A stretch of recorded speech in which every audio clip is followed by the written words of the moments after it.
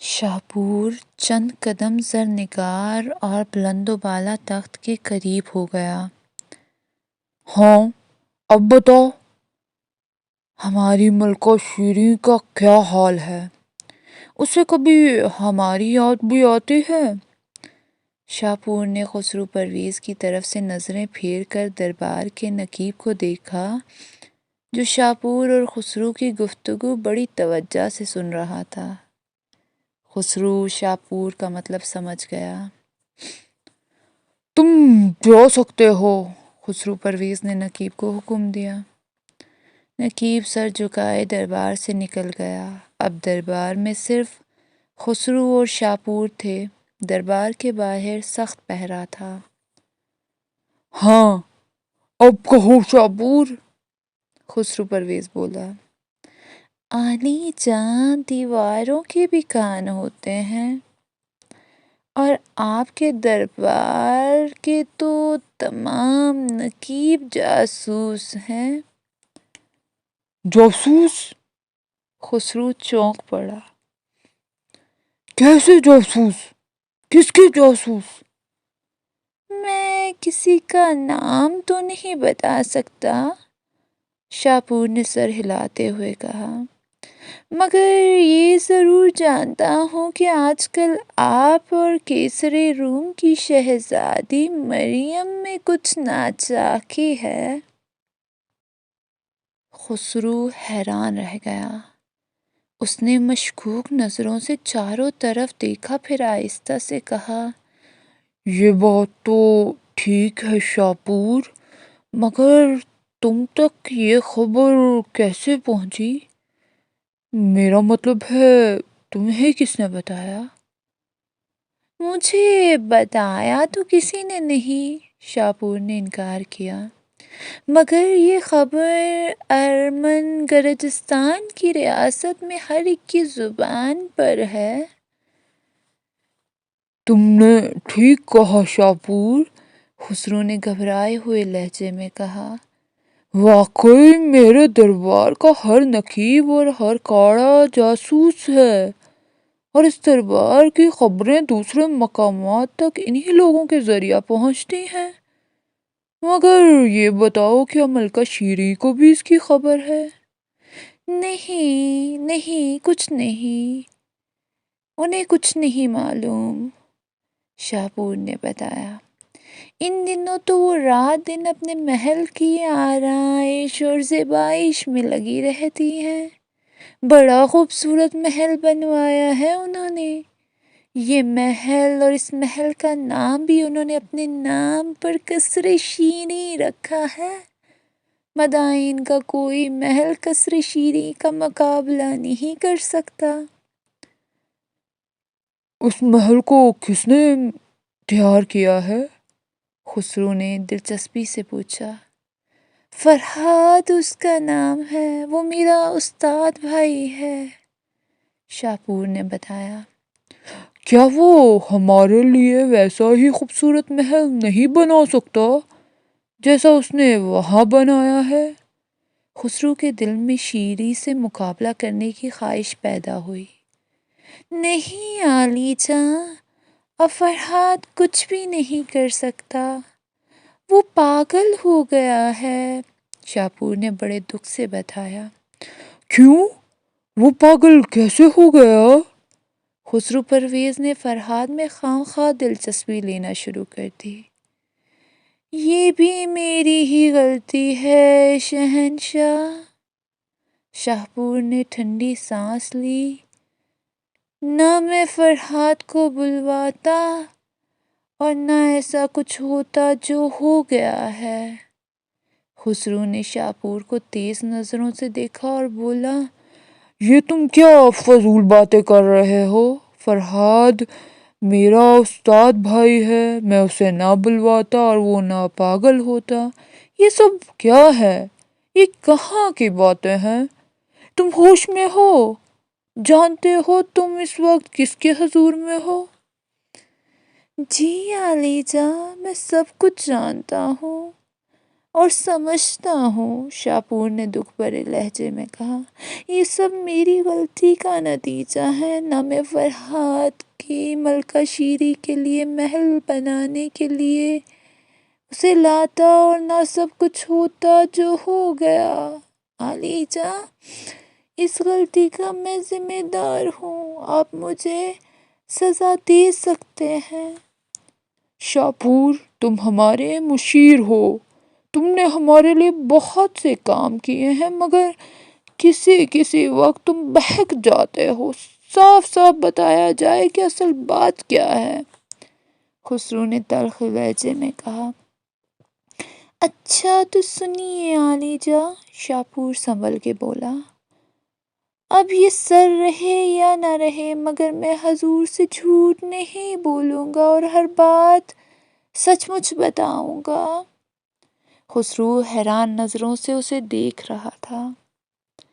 شاپور نے جیسے خلاؤں میں کچھ دیکھا، پھر کہنا شروع کیا، عالی جاں، یہ اس وقت کا ذکر ہے جب ارمن گرجستان میں ایک خوفناک وبا پھیلی تھی جس میں سینکڑوں انسان موت کے منہ میں چلے گئے۔ ارمن میں کوئی گھر ایسا نہ تھا جس کا ایک دو عورت یا مرد موت کے منہ میں نہ گیا۔ اس زمانہ میں ارمن گرجستان گیا تھا۔ ملکہ شیریں ان دنوں بہت پریشان تھی۔ وبا کا زور اگرچہ ٹوٹ گیا تھا مگر ملکہ شیریں اپنی ریاستی محل میں بہت گھبراتی تھی اور وہاں سے نقل مکانی کرنا چاہتی تھی۔ اب سوال یہ تھا کہ وہ کہاں جائیں اور کس جگہ رہیں۔ میں نے ملکہ کو مشورہ دیا کہ وہ ارمن کی زہریلی آب و ہوا کو چھوڑ کر پھر آپ کے پاس آ جائیں، مگر وہ اس بات پر تیار نہ ہوئی۔ پھر ملکہ نے خود ہی بتایا کہ وہ چاہتی ہیں کہ آبادی سے دور پہاڑوں میں ایک محل تیار کیا جائے۔ اس محل کا نام ملکہ کے نام پر قصر شیریں رکھا جائے۔ اس محل میں یہ بھی اہتمام کیا جائے کہ قصر بیستوں سے ایک نہر کھود کر اور پہاڑوں کو تراش کر نکالی جائے اور وہ نہر قصر شیریں کے پشتے کو بھوسا دیتی ہوئی گزرے۔ اتنا کہنے کے بعد شاپور کا اور اس نے شہنشاہ خسرو پرویز کو دیکھا۔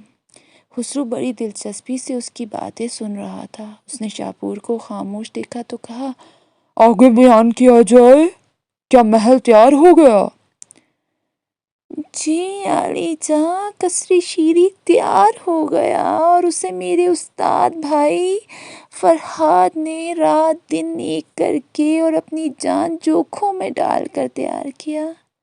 یہی نہیں بلکہ اس نے ملکہ شیریں کے اصرار پر کوئے بیستوں کو تراش ایک نہر بھی نکالی اور وہ نہر ملکہ شیریں کے خیال اور حکم کے مطابق قصر شیریں کو بوسے دیتی ہوئی گزر رہی ہے۔ اور یہ سب کام اکیلے فرحاد نے کیا؟ خسرو نے پوچھا۔ شاپور نے بتایا، اس نے اپنی مدد کے لیے بہت سے آدمی لیے مگر اس تمام کام میں دماغ صرف فرحاد کا لگتا تھا۔ سنگ تراشی عام طور پر فرحاد کرتا تھا اور ایسا دل لگا کر کام کرتا تھا کہ دیکھنے والے کا دل خوش ہو جائے۔ تو پھر شیریں نے اسے بہت انعام و اکرام سے نوازا ہوگا؟ ہم چاہتے ہیں، شاپور نے خسرو پرویز کا قطع کلام کرتے ہوئے کہا، نہیں عالی جاں، ملکہ شیریں نے اسے منہ مانگا انعام دینا چاہا مگر شاپور کہتے کہتے رک گیا اور اس نے نظریں نیچی کر لی۔ تم خاموش کیوں ہو گئے شاپور؟ خسرو نے کہا، کیا فرحاد نے انعام لینے سے انکار کر دیا؟ جی نہیں عالی جاں، اس نے انکار نہیں کیا مگر عالی جاں، یہ سب میری غلطی کا نتیجہ ہے۔ نہ میں فرحاد کو لے کے آتا اور نہ وہ واقعہ پیش آتا۔ اور شاپور پھر خاموش ہو گیا۔ تمہیں کیا ہو گیا ہے شاپور؟ خسرو نے ناگوار انداز میں کہا۔ تم کہتے کہتے رک کیوں جاتے ہو؟ شاپور نے آخر دکھ بھرے لہجے میں کہا، عالی جان میں کیسے کہوں، وہ بات میرے لیے اور آپ کے لیے بھی باعث شرم ہے۔ خسرو کی حیرانی اور دلچسپی میں کچھ اور اضافہ ہو گیا۔ آخر اس نے ٹھہرے ہوئے لہجے میں کہا، شاپور ہمیں حالات سے آگاہ کیا جائے، بات کتنی ہی شرمناک کیوں نہ ہو، ہم سننا چاہتے ہیں۔ آپ پہلے مجھے معاف کر دیں پھر کہوں گا، شاپور نے درخواست کی۔ ہم نے معاف کیا، شاپور تم بے دھڑک کہو، خسرو پرویز نے شاپور کو حوصلہ دیا۔ تو سنیے عالی جاں، شاپور سنبھل کے بولا، فرہاد نے ملکہ شیریں سے کوئی انعام نہیں لیا اور صرف اتنا کہا کہ میرا انعام اور میری مزدوری صرف اور صرف ملکہ شیریں کی ایک نگاہ کرم ہے، اور بس مجھے اس کے سوا کچھ اور نہیں چاہیے۔ گستاخ، اس کی یہ جرت! خسرو پرویز تقریباً چیخ پڑا، پھر اس نے تیز نظروں سے شاپور کو دیکھا۔ شاپور تم! خسرو نے اتنا ہی کہا تھا کہ شاپور بول پڑا، شہنشاہ ایران مجھے پہلے ہی معافی دے چکے ہیں، پھر بھی وہ چاہیں تو مجھے سزا دے سکتے ہیں۔ خسرو نے شاپور کو تیز نظروں سے دیکھا اور تھکے تھکے لہجے میں کہا، ہاں ہم تمہیں معاف کر چکے ہیں، ہم سزا نہیں دے سکتے تمہیں۔ اگر عالی جاں مجھے سزا نہیں دیتے تو میں فرہاد کے لیے بھی معافی کی درخواست کروں گا، شاپور نے سنبھل کر کہا۔ فرہاد پاگل اور دیوانہ ہو گیا ہے اور اسے کوئی بھی ستون کے غاروں تک محدود کر دیا گیا ہے۔ شہنشاہ ایران کچھ دیر گم سم ہو کر سوچتا رہا، پھر شاپور سے رازدانہ انداز میں پوچھا، شاپور یہ بتاؤ کہ ملکہ شیریں کا فرہاد کے معاملہ میں کیا رویہ ہے؟ شاپور نے خسرو کو تعجب سے دیکھا اور کہا، شہنشاہ کیا پوچھنا چاہتے ہیں؟ میں سمجھ نہیں سکا۔ خسرو نے وضاحت کی، ایسا نہ سوچیے عالی جاں، شاپور نے خسرو کا شک دور کرنے کے لیے کہا، فرہاد اگرچہ خوبصورت جوان ہے مگر وہ جاہل اور ان پڑھ ہے، اس کا ذہن بھی ابھی کچا ہے۔ ملکہ شیریں کو اس کا خیال ضرور ہے مگر اس لیے نہیں کہ فرہاد ایک خوبصورت جوان ہے، بلکہ ملکہ شیریں اس کی دیوانگی کی وجہ سے اس سے ہمدردی رکھتی ہیں۔ وہ نہیں چاہتی کہ کوچہ و بازار کے بچے اور جوان فرہاد کو دیوانہ کہہ کر اسے پتھر ماریں۔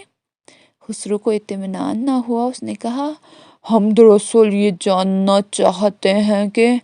شاپور نے شہنشاہ کی بات کاٹ دی، آپ دل میں وہم کو جگہ نہ دیجیے، ملکہ شیریں اول اور آخر ملکہ ایران ہے، ان کو یہ گوارا نہ تھا کہ فرہاد گلی کوچوں میں شیریں شیریں کی آوازیں لگاتا پھرے اور لوگ اسے پتھر ماریں، اس لیے ملکہ شیریں کے حکم سے اسے کوئی بے عزتوں کے غاروں میں محدود کر دیا گیا ہے۔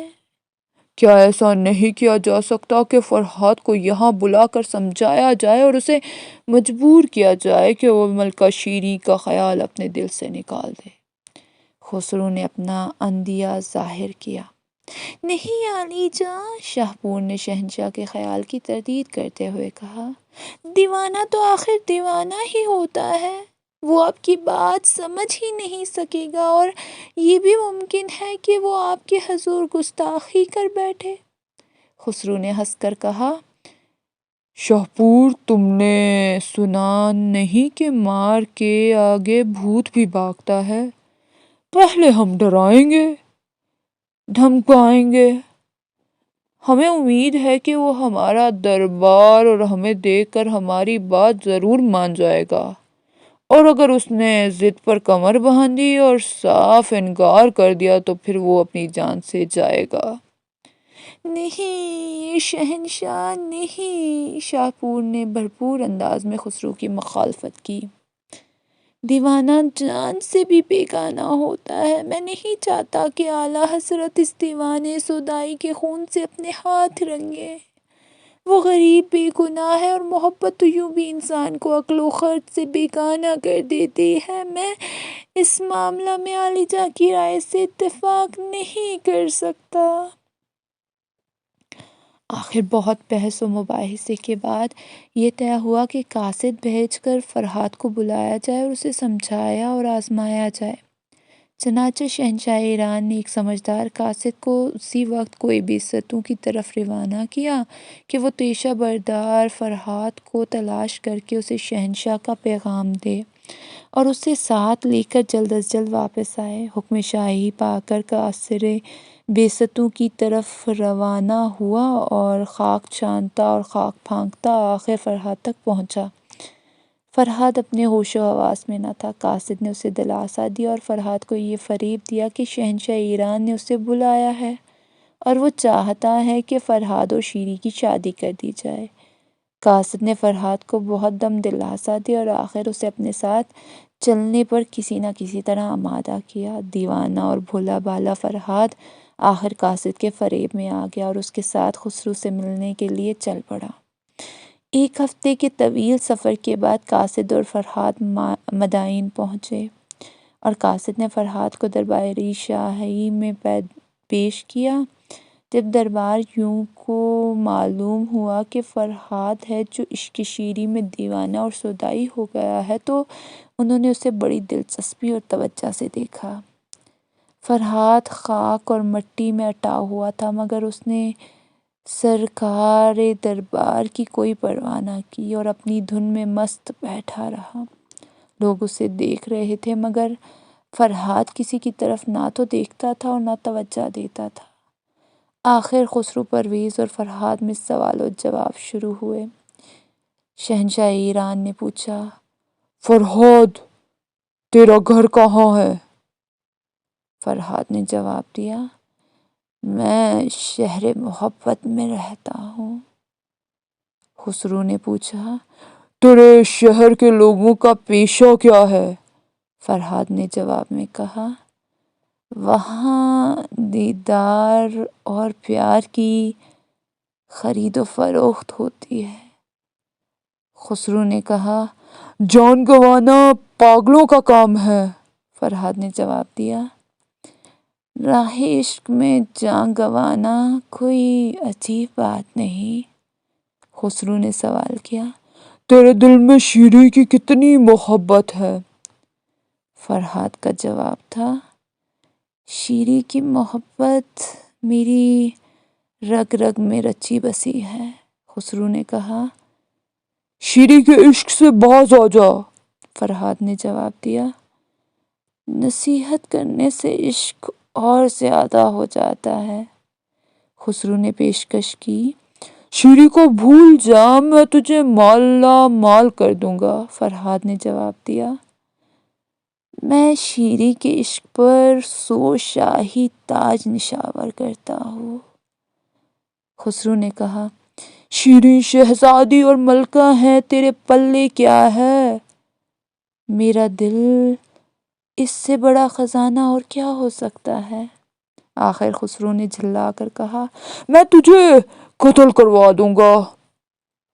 فرہاد نے سینہ تان کے جواب دیا، میں حاضر ہوں، مجھے قتل کر دیا جائے، مجھے اس کی کوئی پرواہ نہیں۔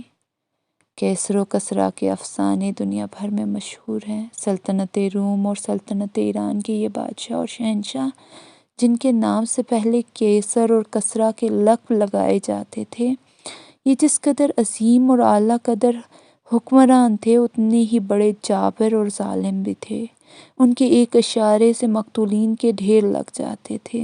اور ان کے حکم سے کیا بچے کیا بوڑھے سب کو بے دردی سے ہاتھی کے پیروں تلے کچلوا کر ختم کر دیا جاتا تھا۔ فرہاد جوش و جنوں یا عشق شیری کے جوش میں خسرو پرویز کو تڑا تڑا جواب دے رہا تھا۔ وہاں موجود درباری دانتوں میں انگلیاں دبائے خاموش بیٹھے تھے۔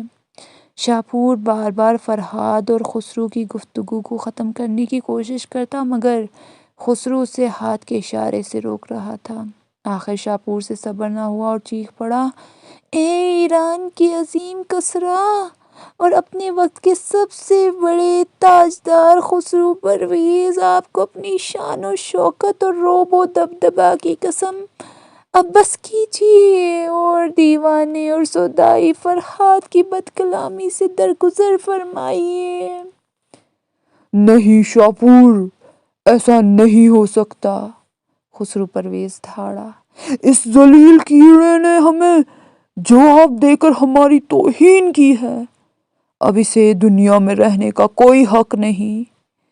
اے شہنشاہ، اگر ایک پاگل اور دیوانے کو زندہ رہنے کا حق نہیں تو میرے قتل کا بھی حکم دے دیا جائے، کیونکہ فرہاد میرا استاد بھائی ہے اور فرہاد کو اور میں ملکہ شیری کے پاس لے گیا تھا، اس لیے اس غلطی کی پاداش میں مجھے بھی زندہ رہنے کا حق نہیں اور مجھے بھی قتل کرا دیا جائے۔ یہ کہتے ہوئے شاپور شہنشاہ ایران خسرو پرویز کا خاص مشیر کار سردربار کھڑا ہو گیا۔ پورا دربار تھڑا اٹھا۔ تمام لوگوں کی نظریں خسرو اور فرہاد سے ہٹ کر شاپور پر جم گئیں۔ خسرو پرویز بھی اپنے مشیر شاپور کو گھورنے لگا۔ شاپور نے چند لمحے خاموش رہ کر پھر بولنا شروع کیا، اے ایران کے عظیم شہنشاہ، آپ کو یہ زیب نہیں دیتا کہ آپ ایک دیوانے سودائی کے قتل کا حکم دیں۔ اگر آج فرہاد آپ کے حکم سے قتل کر دیا گیا تو کل کا مورخ آپ کو معاف نہیں کرے گا اور آپ کے نام سے پہلے قاتل شہنشاہ کا گھناؤنا لقب لگایا جائے گا۔ اس لیے آپ اس دیوانے کو معاف کر کے اس کی دعائیں لیجیے۔ خسرو کو شاپور کی یہ نصیحت اور مشورہ اچھا تو نہیں لگا، پھر بھی وہ فرہاد کو معاف کرنے پر آمادہ ہو گیا۔ ہم نے شاپور کی خاطر اس دیوانے کو معاف کیا، خسرو نے اعلان کر دیا۔ اب شاپور آگے بڑھ کر فرہاد کے قریب پہنچا اور نرم لہجے میں بولا، اے فرہاد، اگر تو کسی وجہ سے دیوانہ اور سودائی ہوا ہے تو دوسروں کو دیوانگی کی دعوت مت دے۔ جا تجھے کسریٰ ایران شہنشاہ خسرو پرویز نے معاف کر دیا، اب تو آزاد ہے اور جہاں چاہے جا سکتا ہے، مگر اب تجھے یہ وعدہ کرنا پڑے گا تو کوئی بے ستوں کے غاروں میں پابند رہے گا اور وہاں سے باہر قدم نہیں نکالے گا۔ جا فرہاد، تو اپنے مسکن کی طرف چلا جا، تو وہاں جو چاہے کر سکتا ہے، مگر تیرے دیوانگی کے نعرے کوئی بے ستوں کے غاروں تک محدود رہنے چاہیے۔ پھر شاپور اس کا ہاتھ پکڑ کر دربار شاہی سے باہر لے گیا۔ او دیوانے فرہاد، مجھے تیری عشق و عشقی سے کوئی سروکار نہیں، تو جو چاہے وہ کر سکتا ہے، مگر اس بات کا خیال رہے کہ شہنشاہ نے تیری جان بخشی کر کے تجھ پر احسان عظیم کیا ہے، اس لیے میں چاہتا ہوں کہ اب تجھ سے کوئی ایسی حرکت سرزد نہ ہو جس کی وجہ سے مجھے شہنشاہ کی نظروں میں حقیر اور ذلیل ہونا پڑے۔ فرہاد نے رک رک کر ایک لمبا سانس لیا، پھر اس طرح سے بولا جیسے کوئی اعلیٰ درجے کا عالم فاضل بولتا ہے۔ اس نے کہا، میرے دوست اور میرے استاد بھائی شاپور، مجھے اپنی زندگی کی اتنی فکر نہیں جتنی تمہاری عزت و وقار کی ہے۔ تم نے میری ذمہ داری اٹھائی ہے اور اپنی جان پر کھیل کر میری زندگی بچائی ہے۔ اب مجھے عشق شیری کی قسم ہے کہ میں مرتے مر جاؤں گا، مگر نہ تو کوئی بے ستوں کے غاروں سے نکلوں گا اور نہ میرے نعرہ شیری کی گونج کو کوئی بے ستوں کی بلند و بالا دیواروں کے باہر کوئی سن سکے گا؟